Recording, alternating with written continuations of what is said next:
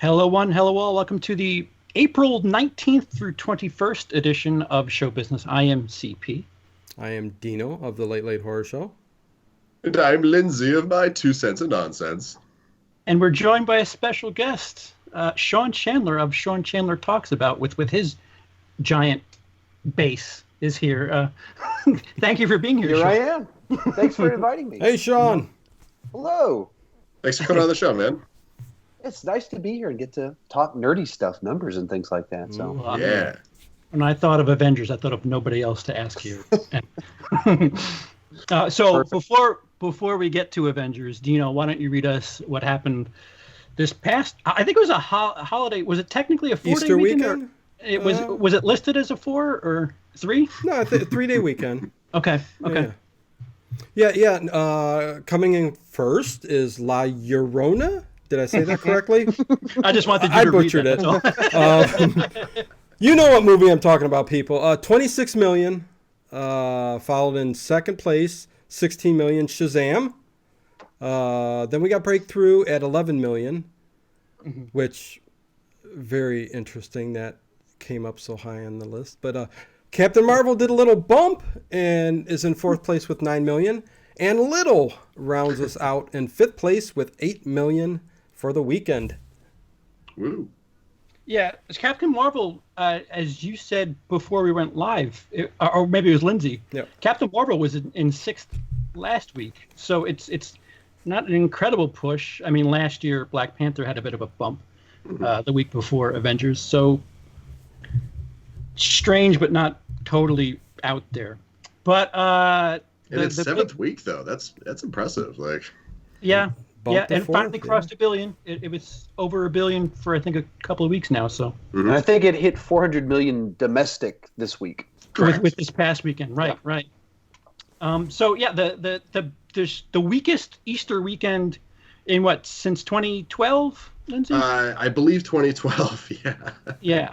And what the movies that came out that year, just to have on the record, were the 3D version of Titanic and American Reunion, the finale to the American Pie verse. Oh, my.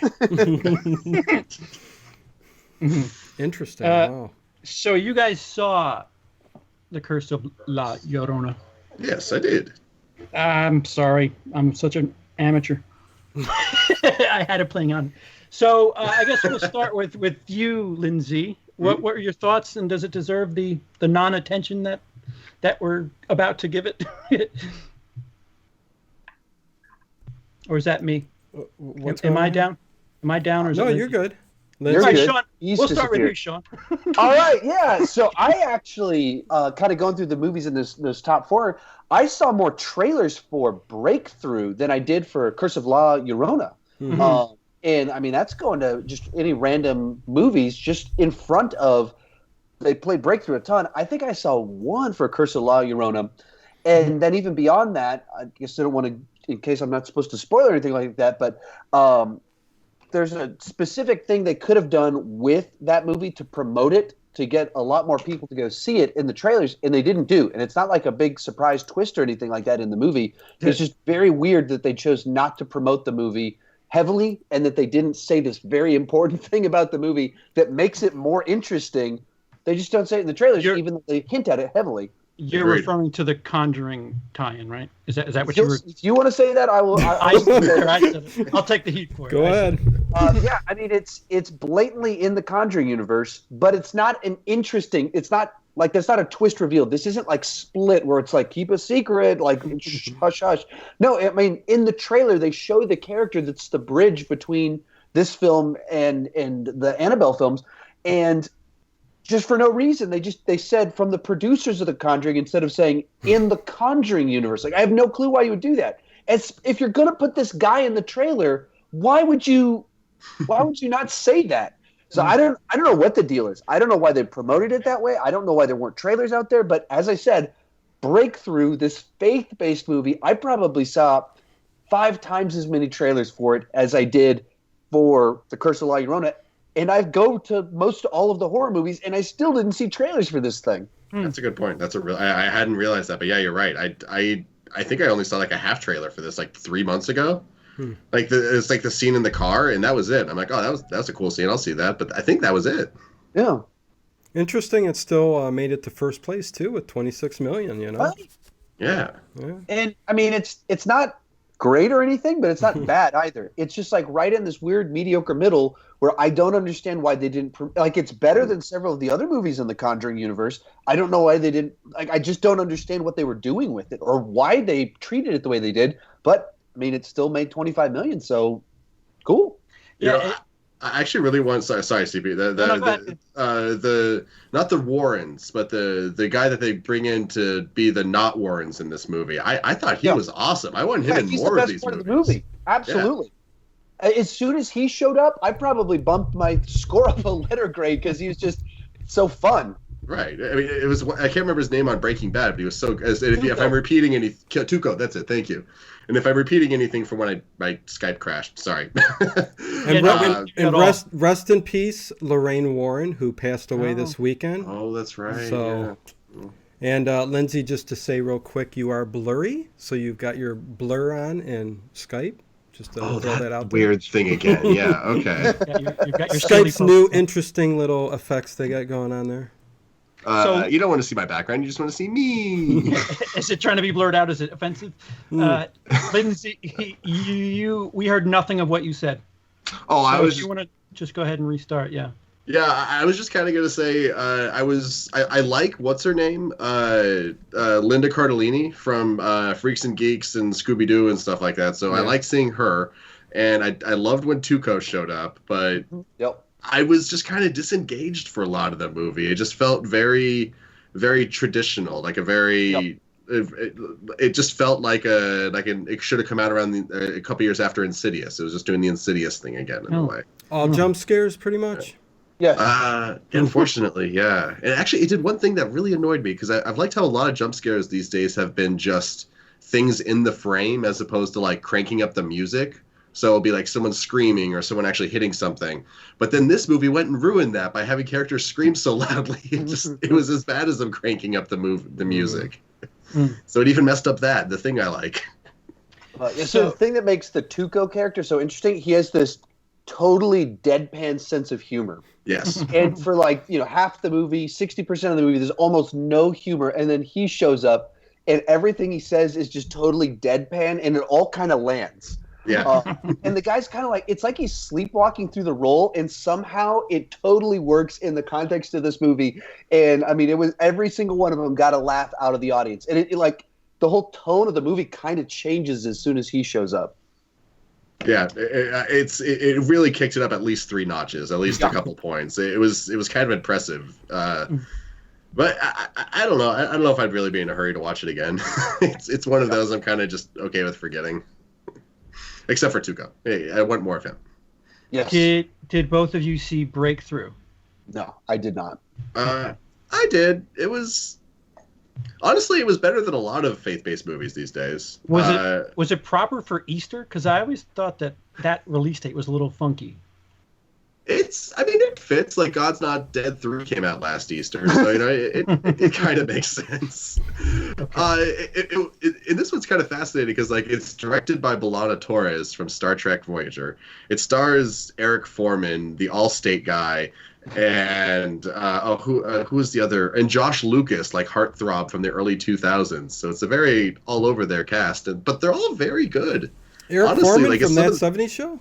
Yeah, wow. And I always really like him, and he did not sleep through this movie. He really brought his A game. Everyone else did, and I don't know. It almost worked. He has to wash off playing David Duke, first of all. So there's that. Yes, that's very true. He played David Duke in BlacKkKlansman. He owned David Duke. So is it going to stick? Like, is it just one weekend and out kind of deal? Maybe 2 weekends. Oh, and Mike Coulter. That was the other guy I was trying to think. Luke Cage is in this movie, too. And when it's like the scenes are about the family, it's really good. It just always does the same thing. It just gets too preachy. That's it. When it's not being preachy, it's great. When it gets too preachy, it's unfortunate. So overall score, then? Maybe a 5. Which is higher than I give a lot of other faith-based movies. So. Okay. Okay. So the big news of the last week since we've been here was that New Mutants does not have a date anymore. It went pushed back. We're supposed to have it, I think, now. We're supposed to have it in April of... No, we're supposed to have it April of 18, and then it got pushed back to August. Yeah, August, yeah. And now no date. Right. So, Gino, I'll lead with you on this because you have an interesting theory as to what you think this is doing, and then I'll feel the rest of you out for... Yeah, I mean, I've been reading a lot of articles and this and that. I mean, it's hard to take anybody's word for anything when it comes to the New Mutants with everything that's been going on. But, Disney's launching the Disney Plus platform soon. And there were some... Yeah. And there's certain articles that I've come across where people have said they may end up shooting for releasing this on Disney Plus or for some reason Hulu, which I disregard that totally. I'm not sure why they would do Hulu and not Disney Plus unless it's really not good. So, but there's that. That's my hypothesis, something I've, figured out here through all these articles and stuff like that. But I mean, who knows? We may never see it, but it may show up as something big on Disney Plus one day. So yeah. Sure. Sean? Back in January, I think Anya Taylor-Joy was being interviewed, red carpet, all everything for Glass, and someone walked up to her and they went, "Hey, what can you tell us about New Mutants?" And she pauses, like there's this second where you can see, like, she's like, "I have no clue what like pauses, like her eyes get big." She goes, "My character in it is very interesting. It's unlike anyone else. It just gives this generic." She doesn't say anything about the movie, the release, and clearly she's like, "I have no clue what's going on with that." But I mean, what I had heard was that they wanted to do big reshoots to add a character into it, but because of their different shooting schedules for their TV shows, different big projects, it was just taking a little while to be able to find the right moment to do the extensive reshoots they wanted to do. And as soon as I heard that, I was like, oh, they delayed it a year and a half, and they don't even know when to do reshoots, and Disney's about to acquire Fox. Like, I don't know what they're doing. I don't know where this thing's going, but that's not good. And then about a month ago, at one of these, at the conference for like movie theater owners, I think, I forget what it's called. They had it on the schedule. Show West is what it's called. Show West. Okay, cool. That's good that you know that. They showed it at a. They still had New Mutants on the calendar, and I was like shocked. I was like, I can't believe that they still have this on the calendar. And so I was assuming they were going to push it back. So I'm not, when it was announced a day or two ago when this was actually being delayed and has no release date, I was like, okay, that makes a lot more sense to me because it was baffling that it was still on there. And they haven't done the reshoots yet as far as I know. What's incredible is the trailer. I remember being quite intrigued by the trailers. They had enough to really? Put the trailer together. They can make a trailer look good and intriguing, huh, CP? Good point, Touche, good point. Lindsay? I'm in the exact same boat you were, CP. I thought that first trailer looked awesome. I was so down for a horror superhero movie, just something to change things up. It's not a different pace. Like, I don't know if I want to say we need a superhero musical, but like a superhero musical just to do something different would be cool. So a horror movie was a good first step, but yeah, I hadn't thought about it, but it makes sense that they haven't done those reshoots yet because Maisie Williams has been shooting Game of Thrones. Anya Taylor-Joy was doing Glass. That adds up. Yeah, so oh my God, if it gets bumped to Hulu instead of Disney Plus, that would be really funny to me because that'd be almost like, you're not good enough for our mate. Yeah, you go to Hulu. Yeah, you would think they just dump it off at this point. Like, right? It's what, 2/3 of a movie? I would, being generous, right? Well, I think that's what the whole debate is going on with what's, that little thing, whether to launch it on their platform or what they're going to do. So it's in limbo right now. So, it's all up in the air. All right, so nothing positive as far as news on New Mutants. And my guess is that it's probably more mediocre. I guess I would bet they just don't know how to promote it, and it's kind of in that mediocre middle. Yeah. And they're like, how do we move it from mediocre middle to something better? I bet part of the problem is they're like, even if we put this out, it's just so, like why even bother? It's just That's what my guess. It's not even going to be a super train wreck where you're like, oh, you've got to watch this. It's so bad, it's good or interesting. It's just there. Yeah. So it's not going to be Fant Four Stick. It's going to be I don't even know. The other Fantastic Four movie from the Oh, no. 2004 or whatever. That's my guess. But yeah, it's a weird situation. Yeah. It's I don't know, like it's interesting with the internet how much behind the scenes info we have these days, because like 20 years ago we would know none of this. We would have seen the trailer and then the movie would have disappeared and we would have forgotten about it until we saw the trailers again in 2 years, if they ever came out again. I mean, that's like growing up, my sister would go to the comic book shops and I'd get Wizard magazine every month, and they had a whole 2-page article on the Fantastic Four. And this is back in the day. There was, there's like one comic book movie every year. And so my sister and I like, hey, look, Fantastic Four is going to be a movie, and they had set photos and everything. And then like 8 years went by. I was like, whatever happened to, like, I have the magazine right here. Whatever happened to Fantastic Four? And then it leaks to the internet. The whole story gets out there, and all the backstory, and that they only shot it to keep the rights to it, and like this cynical thing. It's still never actually been released. You can only watch it bootleg. But Thank back God in the day, bootlegging.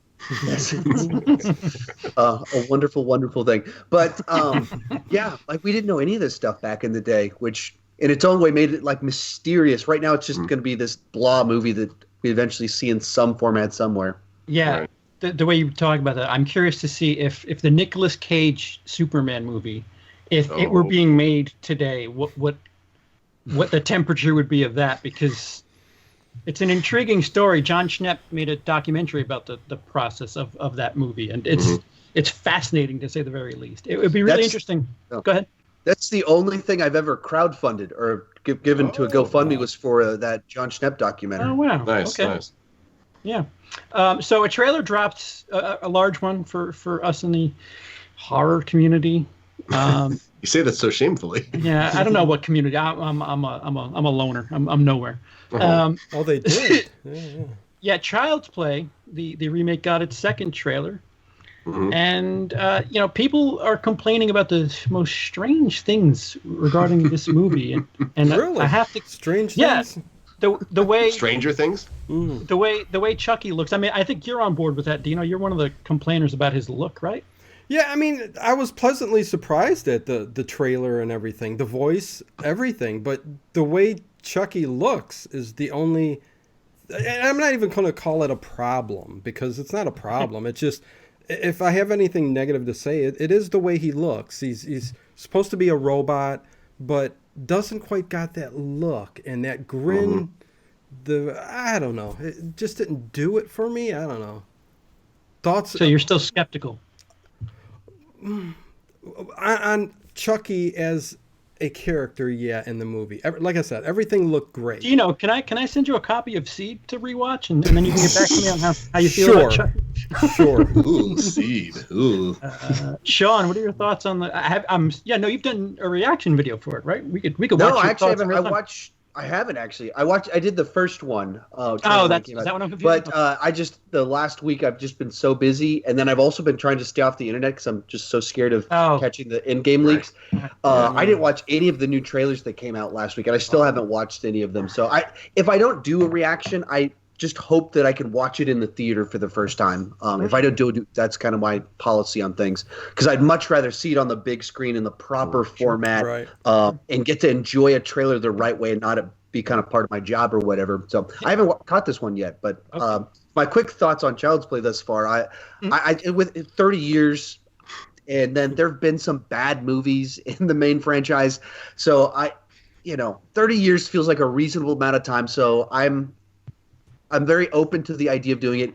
And then when they said they got Mark Hamill, I was like, I'm digging this. You made me very Lindsay. Yeah, the voice sounded great. I mean, We got a sentence. I mean, I don't know. It's not enough one way or another. In right. my opinion, there's not enough there. Right. But that's my humble. No, I honestly think this is going to end up a lot like the Nightmare on Elm Street reboot, where like the movie itself might get forgotten, but the performance is kind of heralded. Okay. You know what I mean? Like, I mean, it sure looks. I mean, I've never had that much love for child's play. I think it worked out better for the franchise when they stopped taking themselves so seriously. Although I do love like the special effects in the original movie. Like some of those are actually pretty impressive. Like,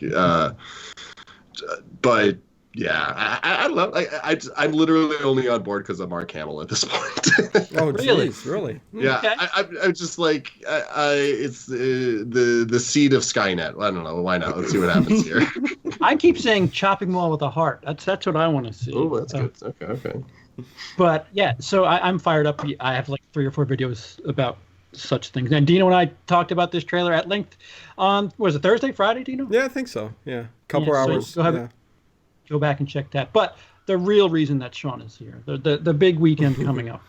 Real quick on Hellboy, dropping to 10. But anyways, we can skip past that. Way to set the tempo. Yeah, let's talk about how bad Hellboy is before we drop into this. Okay. So Avengers. We've already said Endgame- too much about Hellboy. Yeah. Endgame is here. This is the end of phase 2, 3, 3. We on 3? Yeah. All right. 3. So, Sean, give us an idea of what's going on, because you, in your comment section alone, you probably hear more about this than we do on a weekly basis. So That's true. I mean, are you looking for just box office predictions? Where you want me? we'll get to that at the end. But Okay. just excitement, anticipation. So I've had my YouTube channel for almost 3 years now, and there's been nothing in the category of the way people are getting pumped about this one. My viewers, at least. I mean, they're like, I'm getting daily messages like, when's your review going up? When's your review going up? And so then I posted like on my community tab, Twitter, it's everywhere I can. I posted, this is when I'm seeing Endgame, which is tomorrow. I'm very excited about that. And then posting my review that night, like I posted that everywhere, and still people like private messaging me. And then I just said, my review is going up tomorrow. And they're like, but is it spoiler free? Is it spoiler free? I just need to know if it's spoiler free. It's like, every first review I have ever posted has always been spoiler free. Like, why on earth would I start suddenly betray everything I've ever stood for on my channel and post a spoiler review for Endgame before the movie comes out? Well, I just needed to make sure that you weren't going to spoil it for me. Like, I've never had anything like this. Just people are going bananas. People are leaving comments in the comment section like, I'm getting like PTSD, worried about getting a spoiler before I'm able to see the movie because I can't see it until Saturday. Like, okay. I mean, normally I think you're crazy for saying something like that, but it is Endgame. So but I mean, it's that level of just kind of bonkers. And then also people just keep messaging me, how excited are you for this movie? How excited are you for this movie? As if, I mean, I've only said very positive things. I keep putting videos out about it saying how excited I am. It's like they just want me to affirm their excitement. Yeah. Like, no, man, you're cool. All of society's pretty pumped about this one. It's the big event movie of this year that we're all kind of going into at the level of like, yeah, I can't wait to see what happens. So it's a neat little event. Yeah. Sure. I like that descriptive of it. You touched on it there for a second there. You're relatively high profile as far as YouTubers covering comic book movies are concerned. What is it? Do you think that they want, it's like you said, the affirmation? Why do you think that your opinion is so heavy on these people? Like, is it like living vicariously through you, or like you said, is it just validation of what, like, before seeing the movie, if you do or do not like a movie, shouldn't that have no play on whether or not somebody else does? That's what I hope. That's what I want. Like, I feel bad when I go negative on a movie. So I wasn't too keen on Us, and I tried to even say that in my review. Like, yeah, there's the third act kind of disappointed me, and people were like coming at me like, how could you do this? And it's like, I'm not trying to convince you. I don't. And say, like, Guardians of the Galaxy Volume 2, I was pretty down on that one. And I've spent the last, 2 years now with people like getting mad at me. And like, I'm not trying to take your joy away. That's not, right. I do not want to do that. I wish I enjoyed it the way that you did, but for this reason, I didn't. Mm-hmm. And so I wish people could do that. But I don't, they just want to be like, it affirms them if they respect me and enjoy my opinion, and I feel the same way as them. They feel like they have a validated, there's validity to their opinion, which I try and every time I say, hey, comment down below, the tone I always want to have is that my opinion is not the right one. It's just mine. Nobody's is. Right. And exactly. Like, I don't, and I want it to have that vibe to it. Like, it's cool that you like the different things than me and have different opinions. That's what makes the universe interesting. Right. And so, yeah, it's the pressure of that is kind of unpleasant for me to know that people are putting that much stock on it. And when people say, "Oh yeah, I know if you don't like a movie, I'm not going to go see it," I'm like, I don't. Wow. I doubt that our taste in movies line up well enough for you to hold that opinion. Like, don't do that. Like, if you want to go see it because that's. I don't know. Yeah, it's anyway. Yeah, people love to be validated by other people's opinions. It seems like it's more with comic book movie fans than any other genre. At least that's my assumption with my limited experience. Is that fair to assume that? I'd say most fandoms are kind of like, because you see the very similar thing with Star Wars. So a lot of people they aren't necessarily looking for videos that explain, why they liked a movie when you hated it. They just want to hear why other people hated it, or at least that's what I mean. That's kind of been the impression I've gotten anyway. For Last Jedi, at least, sure. Oh yes, definitely for Last Jedi. Star Wars fans have been kind of the most impossible to please from my perspective. No matter what you say about Star Wars, you're screwed. It's going bad for you. You can't be negative on those movies at all in the YouTube community. You can't be positive about certain ones either. Yeah. No matter which way you go, someone's going to get mad at you. Lindsay, what's your temperature on Avengers? How? My plan is I'm just going to show up at the theater, and whatever the earliest screening with a decent seat I can stand for 3 hours. I'm just going to just hop on there and see it, and just find something to do until that screening starts, and just let it happen. So no excitement. No, I'm so excited. I'm absolutely excited. Yeah. I'm trying not to get too overhyped either way on it. I mean, that's impossible. Who knows? I've loved the marketing for this. I love how little they've shown. I love what they've shown. This is like Marvel's Game of Thrones in a way. Like, who's gonna die? Who's gonna come back? Who's gonna get redemption? Who's not? Spoiler: half of them are already dead. Like, yeah, but who's gonna stay dead? Are they all gonna stay dead? Is Loki there you coming go. back? Yeah. Is Nebula coming? Not Nebula. Gamora, is she coming back? Like, all that stuff. Like, there's so many questions up in the air right now. Are they actually in one of the timelines where they saw that they could beat him, or is Thanos gonna win? Wouldn't that be kind of kooky? Thanos just wins a second time. Dino, as the bar on the bottom here, what does this even register in your universe as far the bar as... on the bottom? Yeah, I'm actually, as much as I have superhero fatigue, I'm quite fired up for this. Oh yeah, me too. Oh, okay. All right, take it back. I don't think I have as much superhero fatigue as you do. Okay. Believe it or not, we don't talk about it much, but no, I'm pretty big on these the Marvel universe and stuff. So. Yeah, I'm pretty hyped. I can't wait to see what happens, especially after the cliffhanger from the last one. So, and this is ending something here. So yeah, I'm very excited. Well, I think the numbers will show this too this week. So yeah. Right. How big of an opening? That's going to be a fascinating thing to see. So in the top left of the YouTube screen, for those watching, for those listening, we have a YouTube stream of this every Monday night at 9 p.m. Eastern. And if you're watching and wondering what we're talking about, there is a show business podcast, which the links are down below us there. If you look at the top left, you'll see the top 3 all-time weekend grosses, 3-day weekend. It's Avengers Infinity War with Dino, read it to me. I'm sorry. Avengers Infinity War with 258 million. In first place. Second place is Star Wars The Force Awakens with 248. And in third is The Last Jedi, 220. Okay. So. And the interesting thing about Avengers is that was released in April as well, right? Infinity War was. It was basically the same weekend. April 27th, yes, of 18. And that's an accomplishment in itself, because Lindsay, why don't you tell us about the historic, great April releases and just how that isn't really a sentence that should be. It's kind of fascinating looking at the top 10 April openings of all time. All time? So obviously Avengers is in first, Infinity War. But then there's also 4 Fast and the Furious movies in the top 10. Well, wait. Give us the number drop. Oh, yeah. Sorry. Okay, so Infinity War, Furious 7, Jungle Book, The original, no, the remake. And then more Fast and the Furious, Fate of the Furious, Captain America: Civil War. No, sorry, Winter Soldier. Okay. Then 2 more Furious movies, Fast 5 and Fast and Furious. Clash of the Titans, 2010. Wow. Okay. Shazam. Yeah, sure. Okay.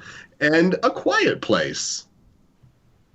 Yeah. Talk about all over the place. Yeah, April's a weird month. April. This is only recently that April was kind of the first blockbuster month. So as you can tell, it was the Fast and the Furious month up until now. But it is an interesting time. So some crazy numbers have been thrown out there. If any of you look at your local movie theater app, good luck trying to find tickets Thursday night, which count as Friday for the box office numbers.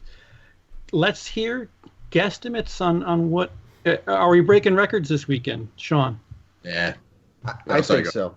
The number that's just kind of in my head is 275 million. Really? Yeah, and I mean some of it has all the same wave of momentum and everything as Infinity War, and not everybody loved Infinity War, but the big complaint was it felt like half a movie, and we know everyone's coming back. But it wasn't, it was not Last Jedi where people are like, I hate this now. I haven't heard anyone that's in that category. It's just people that were like, it's just half the movie. So those people are all going to come back. And, I mean, you just look at all of the things on the first day of ticket sales. It was breaking records.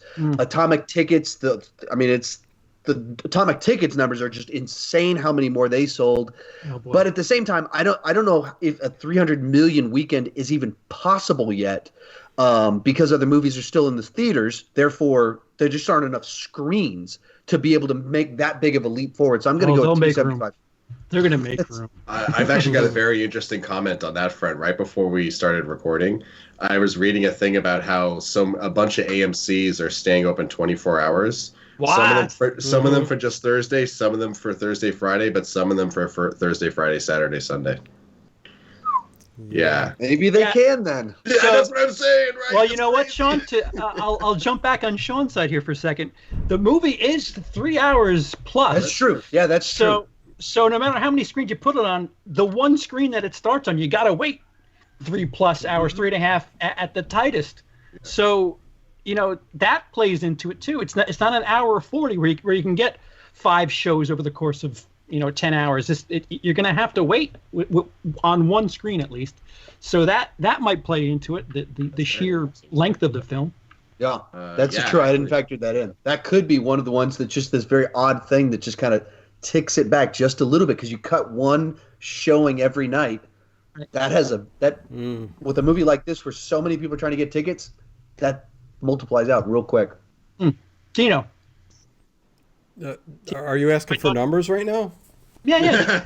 Not firm, just Yeah, no. I think we're definitely record. Definitely. I think we will approach 300 million on this. I really do, because I've been hearing the same things with movie theaters, even around here, staying open around the clock, and so people are just jumping on this bandwagon, and they're pushing it, man. So yeah. Yeah. My app is being fidgety, but I will load because I have 2 theaters within 2 miles of each other here, and they're both getting it. I just load, damn you. I will read how many shows and how many are sold out, because I have to do the old school 1997 thing and wait in line. That we do have a theater where you can pay for your seat, but I was late to that party. So one screen in 3D, sold out, almost full, 11:15 p.m., almost full. From 6 through midnight 30, regular, not 3D, all sold out. You can buy tickets to 1:15, 1:45, 2:15, and 2:45 a.m. That's early Friday morning. Sold out 6:30. So it looks like it's on at least 4 screens. And this is a theater that has 8. So half the building will be playing Avengers. And if you don't want to see it, if you want to see it not in 3D, it's sold out until 1:15 in the morning. Yeah, no, it's crazy. So Yeah. yeah. I don't know that screams records right there. That's a lot. Yeah, I'm saying 300 million or slightly under, between 280, 300, but yeah. Yeah, that's rabid fans. You think it'll cool off a little bit for Friday afternoon, but then Saturday I can't imagine how ridiculous it will be. I feel bad for people that want to go see, I don't know, Shazam, and their show gets canceled to make room for Avengers. They've been waiting weeks to see Shazam, saving $2 a week, but they finally have the money, and Avengers is ruining it. Well, watch Captain America get bumped up to like 10 million for the opening for this weekend. You mean Captain Marvel? Captain? What did I say? Captain America. Yeah, you know what I mean. Yeah, that'd be an achievement. Captain Marvel. Suddenly back in the theaters. Yes, let's bring it back. Well, yeah. Are they still? They used to do this thing where they played like the movies prior to it. Did you guys hear anything of like them doing the Infinity War or anything else? I never got a ticket price because you had to like actually go through the whole rigmarole before they'd show you the price, and I just kind of got bored with it halfway through. But it was a lot of things you had to fill out. But like there was a theater nearby me that was doing for like, I think it was 2.5 days leading up to Thursday for the 7:00 showing of the Endgame. How many movies? With the entire MCU? All of them, every single one. Wow. And yeah, and like that's part of me was like, be a pretty ticket price right there. It's got to be high, right? Because it includes food. It includes drinks, like so. Yeah, so I mean, that's the other thing. Like they were going to feed and water these people as well. Are they going to sleep these people too? Because is it like a marathon? How do they? So I haven't done one of these big ones, but I did do one for the Planet of the Apes, where I watched the first two, and then there was the 7:00 of the new one, and it was kind of fun for 3. I didn't mind it, but there was like 30 minutes to 45 minutes in between each one, so you can go out, stretch your legs, get something to eat, go to the bathroom, and come back, and then watch the next one. So I'm assuming. Or they're just saying like, people will sleep through Thor 2. Who cares? And like, they'll catch a nap halfway through Age of Ultron to be fresh for the finale. Like, yeah, that's crazy. Sean, you're in the middle of the country. You're in Texas, right? Yes. Yeah. So, are they doing anything like that by you, even if it's as small as just playing Infinity War first? I mean, I haven't seen anything like that. I don't know anyone that's doing something like that. I know AMC always has something like that, but AMC's not particularly big here. So really, there's 2 AMCs in Austin, and so they're not in my end of town. So I don't know too much about them. So I haven't really heard anything about that. Mm-hmm. Dino, over there in Ohio, we're all at different ends of the country. That's true. Actually, that's funny. Quite interesting. Is that all the time zones? Do we have one person in each time zone, or no? We don't have the in between you and Sean. We need a mountain. Okay. We need a mountain. I haven't heard of anything like that over here in this area either, but I have heard of the additional, times, pretty much 24 hours running the movie. But yeah, nothing like that. Okay, and I'm just curious what like. Sean, do you have a theory as why they waited to release? I mean, Easter week, because everybody was off last week. Am I wrong in that? Wait, what? The holiday was last week, not this week. No, it was yesterday. Right. You mean spring break for kids and families? Right. Right. Wouldn't you get more money from people being home this past weekend that just passed? Well, they don't want to go up against Breakthrough because that's actually fun fact. It's the first movie that Fox produced that Disney has released since the merger is Breakthrough. So maybe they didn't want to. I don't know. I mean, I think it's not a weekend that's a go to the movies weekend though. People are out of school, people are out of work, but they're out of that because it's a holy day, and so people are going to church. So like for me, Sunday, my Sunday was just booked going from church to this half of the family, to this half of the family. And so it's not a good, like maybe to put out Breakthrough that has a little bit of this, like, hey, let's go from church to go see the movie about the kid dying in water, but his mom's praying for him. Let's go see that movie after church on Sunday or before the Good Friday service. But it doesn't seem like hey, church is out, let's go watch, Thanos kill people. That's a good assessment, actually. That is quite good, actually. Okay, so I guess that answers my question. Unless, Lindsay, you had a counter? You look like you had something to say? It's a conspiracy. The Peep Corporation is actually the parent company of Disney, and Yeah. All right. Is a parent of Disney, really? It's kind of abstract, but yeah. Company.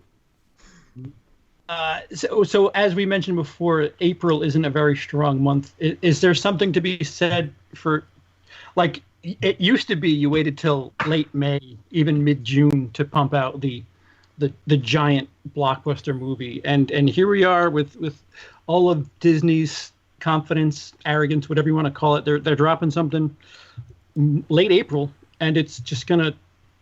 I mean, it's gonna. We all agree it's gonna make at least 200 million, right? Like, oh yeah, easily, comfortably 200 million. So like 199 million.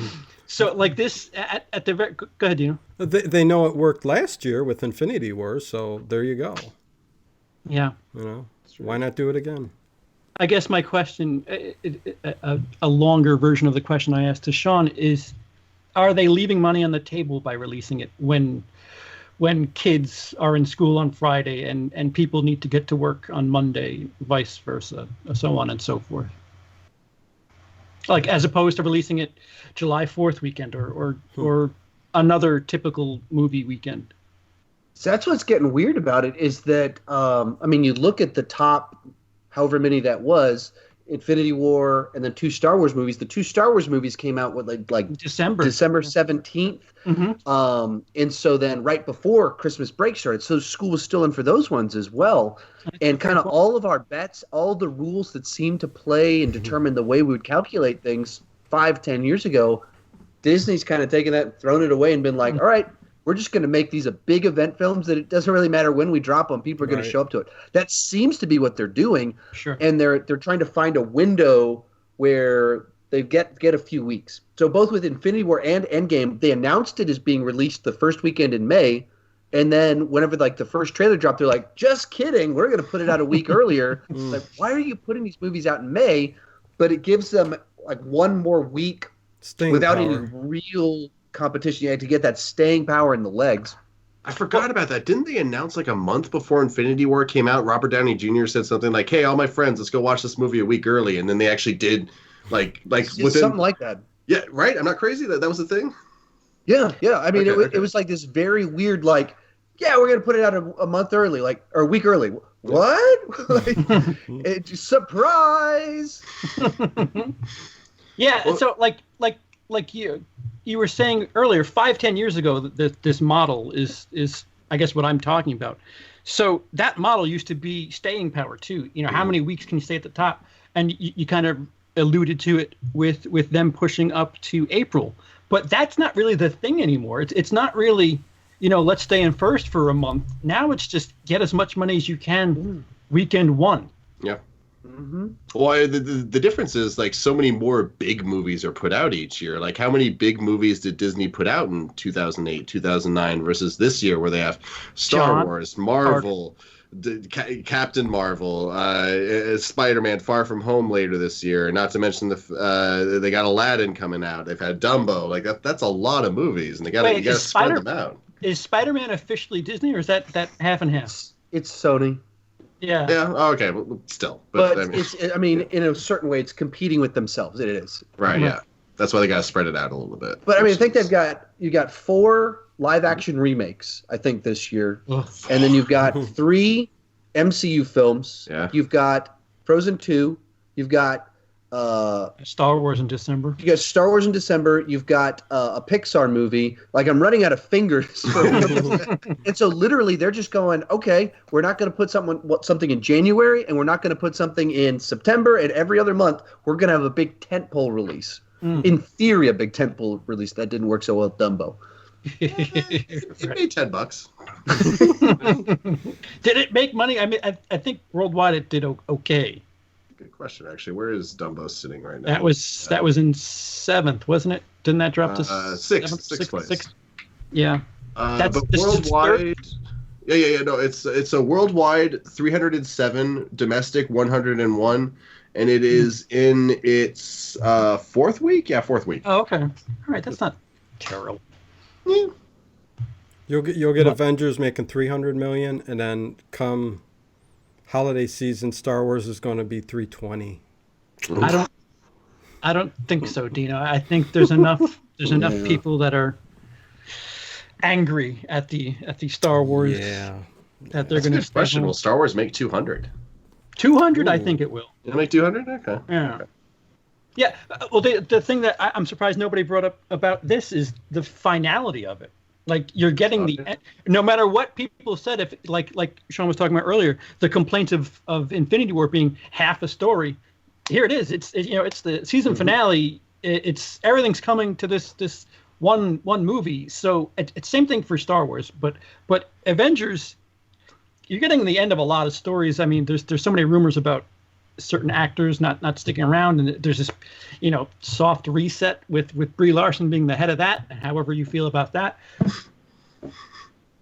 But yeah, it should garner more attention for people that are in the know, because you know that at the very least you're getting the end of a story, if not a couple. Yeah. I'll take all of your silences. I'm crazy. Oh, you're absolutely wonky. But it's true. There's some weight behind it, and I keep making the Game of Thrones comparison, but like they're two big societal things that took root in pop culture, and they're both kind of winding down at the same time. Yep. One's slightly more violent than the other, but there's still going to be a big throwdown, and a lot of people are going to die, and sexy time. I don't know, like. But... Do you? So Sean, is there a way that this movie could piss people off? Oh, I think there's countless ways this movie. Really? Did. Okay. I mean, just even with that they have to undo half the universe dying, and so you can just start going down the list of potential solutions that would not go over well. It was all just a dream.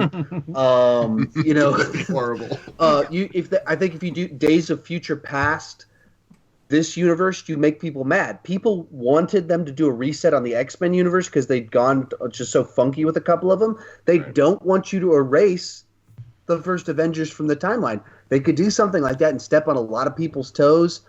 And then I think the biggest, most obvious obstacle they're running against is that the hype level is at 11, and you can only deliver a movie that's up to a 10. So anytime you do that, then naturally you can – there's way more room for disappointment with this movie than there is for it exceeding our expectations. And that's a dangerous game to play. So I think there's a lot of potential for it to go bad. There's a lot of potential for it to be very satisfying, awesome, obviously for all the reasons with it we're all excited. But, I mean, we were all really pumped about episode 1, too. Oh. Hit me in the gut there. Yeah. Well, you said that the hype level is 11, but the best they could do is a 10. So is this movie destined to not be as approved as Infinity War? I'm somebody with comic fatigue, and I quite enjoyed Infinity War, and looking forward to Endgame, and that's something coming from me, because I'm tired. I'm ready for what's that one, the Superman one that's kind of a horror movie. Brightburn. Yeah. I cannot wait for that. I'm ready for all these different takes on the genre. Yeah, I don't know. I think it's part of what could make Infinity War pop a little bit is that you can do that ending one time. That you can do something that's like, all right, we normally do happy endings, and it's like, just kidding, boom, and you can get away with something that just leaves you on this, whoa, they just did that. I don't think they're going to be able to do that again. Right. They're going to go for the happy ending. They're going to go for these real satisfying, and then Iron Man runs off and gets married, and then Captain America ends up in an alternate timeline where he gets to spend time with Peggy, and then old man Steve shows up at Iron Man's. They're going to do stuff like that maybe it'll hit just right, and it'll be like, I'm so glad they went sappy on this one, or maybe it'll come off like, what were you guys thinking? But there's so many ways that this could go sour, but. At their worst, I think they're still very watchable, so I'm not too worried. But at the same time, Yeah. So I'll start with you, Sean, and then this is kind of going to get passed out to the rest of you guys. Do you think that we're going to have some definite deaths, and is it going to be more than one? Some valuable characters dying and or staying dead. I sure hope so. Yeah, like especially the main three, right? At least one or two of them has to go. Go. Like Who's the third? Thor's the one of the third? Thor, Kappa, Iron Man, yeah. Okay. I mean, I guess you could throw Bruce Banner in there, and like that would be the main four.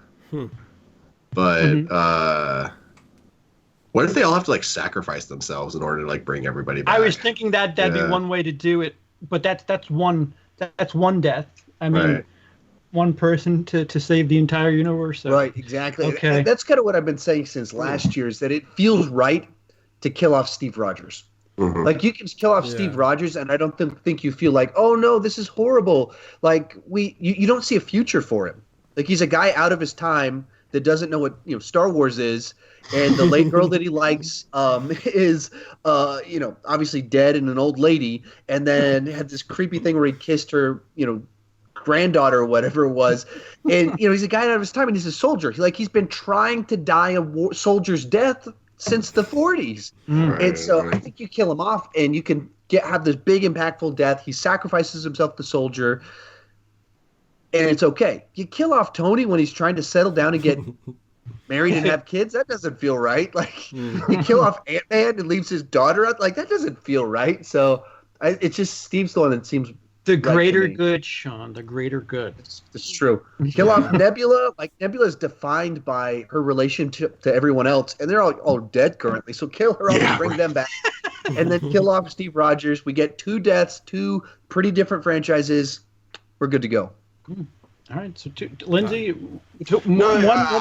I've heard the idea of Nebula dying for the rest of the Guardians, and there's something about that I really like, as dark as that is, because I agree with you, Sean. I really wasn't crazy about Guardians 2 very much, but I did like how they developed Nebula more, especially like her relationship with Gamora and how they always used to fight, and she just wanted a sister, and so this would be actually a really good moment for Nebula.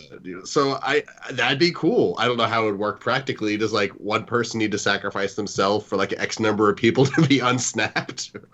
But I the things time like that. stone. Yeah. It's the time stone.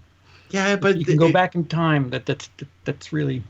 My question though is, if they do that and they go back in time and they undo stuff, then going forward, how does like Marvel movies after this solve problems outside of just hey, time stone? Right. That's the shark about to get jumped. Dino, do we have more than one? Snapped. Do we have a big death? Do we have more than one? No, I agree with Sean. I think Steve Rogers deserves a soldier's death, and I would be happy with that. Anybody else dying? I don't know. You'll have everybody up in arms.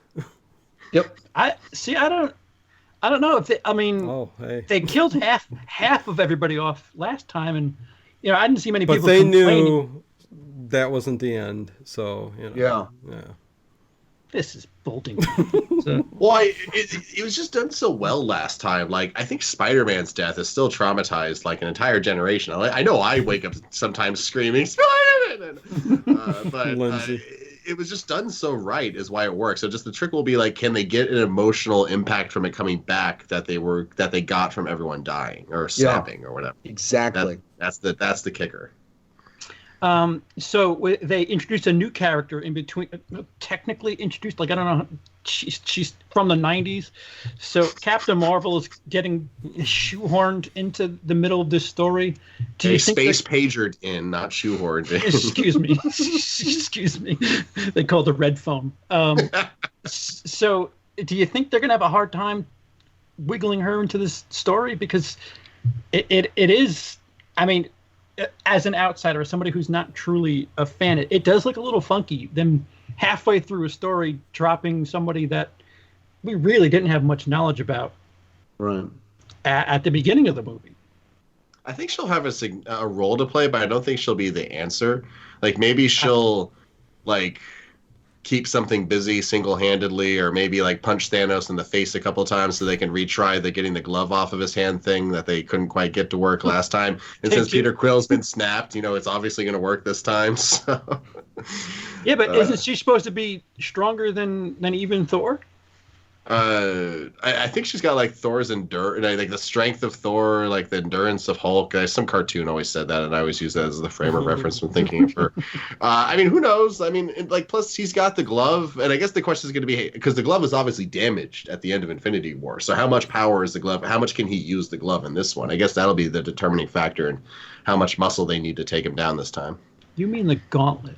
Oh, gauntlet glove, the silk handkerchief of infinity. I don't know. Do you know, as somebody who quite popularly does not enjoy Captain Marvel, are you going to be, sitting with your arms crossed like, I don't care what this girl does. It's not fair. She shouldn't be in this. Yeah, plop her. Are you going to? Oh, and he freezes. He'll be back in a second. What did he give it? What did he give it? Come on, CP. Come on material, back. Sean. No, he talks about me giving. Yeah, you froze up there, CP. But yeah, I know. Yeah. Sean did a great impression of you. Oh, did he? It's not that hard. I mean, does she deserve being plopped into this last movie like this? I don't got much to say about it. Okay. I wasn't a fan of Captain Marvel, and let's leave it at that. So I don't know. I guess a better way to put it is, are you going to be harder to be won over if she does end up being an integral piece to this? No. I mean, again, it's I have high hopes for the movie, and they'll use her character right. So, I'm not worried about it. Yeah. It's what she has to say at press conferences that may... All right. Okay. Yeah, go ahead. I just had an interesting thought. So he snapped away half the life in the universe. Have we confirmed if that's pets? Like, is it just sentient life? Like, is the Flurgan still around? Did like a family lose their dog, but the main family's okay? Like, I think it's half of life. Interesting. I think Sean had something to say there. You got something to say, Sean? Sean hasn't given his. Okay. The shoehorning of. Sorry. He looks like he's ready to go. Yeah, I don't think they went too much detail, because even if part of the plan of taking out half the universe was to make resources more available, if you take out half of all life, plants, we eat animals, you lose a lot of resources in doing this too. So I think they intentionally didn't answer too many questions on that one. With Captain Marvel, I would expect it's going to play out kind of like the way Black Panther was used in Infinity War, which is to say they introduced this character right before the new big release. The movie does really well, and people are like, oh, they're going to be this major part. Of course, Kevin Feige's talking everything up, but, he's not stupid. He knows that there's a bunch of established people. There's already a bunch of people here that you don't want to just suddenly shift this big thing towards the new guy. Mm-hmm. And so all the indications seem to be that there's different missions in this movie, and different people team up and go to different places. So she'll be very prominent inside of whatever her mission is. But, I'm guessing I've got him right here. I'm guessing Thor and Captain Marvel are going to go off together, have the little romance still going on. Oh my, really? And they're going to be our cosmic people trying to save the day somewhere, maybe going off to find Valkyrie or the left Asgardians or something like that. Korg. Korg's coming back. It's going to be something like that. But, our big thing that's driving what we're doing is we're watching Tony and Captain America go through time or something like that with Ant-Man. That's what I'm guessing is going to happen. And I also think that Captain Marvel's going to be better in this movie than she was in her own movie, both for plot reasons with Captain Marvel. Her character doesn't know who she is, and she's being told by people, hey, stop having emotions. Oh, so a lead character that doesn't know who they are, that's told not to have emotions. Wow, it's so charismatic and likable. What a great strategy for making a character enjoyable to watch. This movie, it's not that. She's been embracing who she is for 20, 25 years. She knows who she and has been embracing her emotions. And all of these characters, except for maybe Tony Stark, have gotten better when they're put with other people to banter with. You watch the first Captain America, you watch the first Thor, and they were still figuring out the characters a little bit, but you put them in the first Avengers, and suddenly you can get their sense of humor, the banter and everything that makes them so much more likable. Captain America Winter Soldier, suddenly you put Black Widow, you put Falcon in the mix, and there's more kind of just a dynamic to it. And then, of course, Captain America Civil War is just basically Avengers 2.5. And so I think you take Captain Marvel, you put her with the A-Team, and she can just kind of make her little looks that she did in her movie to these people dropping these one-liners, and she just gets a better opportunity to shine, to get funny moments than she did playing against, Samuel L. Jackson, who's, far more charismatic than Captain Marvel as a character. Sure. Yeah. Sure. Yeah. So we're at 10 p.m. Sean, why don't you tell us what you got coming up on your channel? I mean, it's Avengers Central, if I'm guessing right. Pretty right? much. The next For this 2 upcoming week? weeks is Endgame follow-up videos. So tomorrow night, hopefully tomorrow night, I've got my Avengers spoiler-free review, then my spoiler review a couple days after that, and then just kind of updating all of my Marvel rankings, the movies, the heroes, the villains. And then the big thing I've got coming in about a week and a half, I've watched every single Marvel movie. Go back to Howard the Duck, Captain America, Okay. 1990, Fantastic Four, 1994, all the Punisher movies, including Dolph Lundgren, all of them. Yes, Dolph wow. 58 movies. I actually have watched 55 as of right now, and I got Endgame tomorrow, and then I have to watch the 2 Amazing Spider-Man movies. And ranking all 58. I think I'm going to break it up into a few different videos, but that's the big thing that's coming up. That's like my magnum opus. Like I can retire once I've done this deal. I love how you save Amazing Spider-Man for last. That's his Avengers Endgame. Kept dodging it, and now I got to watch it. Lindsay, you got anything coming up? I'm definitely going to do something on Avengers. Still kind of working on something for Game of Thrones, so we'll see if I get something out about that before all the hell breaks loose next week. But that's it. That's the big ones, and I'm going to be editing this podcast together, trying to get it posted tomorrow. Great. Dino. Got our me and Ted got our top 10 sci-fi movies of all time and top 10 fantasy films of all time coming up this week. So there you go. Thanks. Awesome. And I'll be sitting Emily down, the horror fanatic, to watch Avengers 1, 2, and Infinity War before we go see Endgame on Thursday. So there's that. It'll be documented somehow. Also, there, his and Emily's video on the Glass trilogy is very good. You guys should check that out. Well, thank you. Yeah. Your check's in the mail. There you go.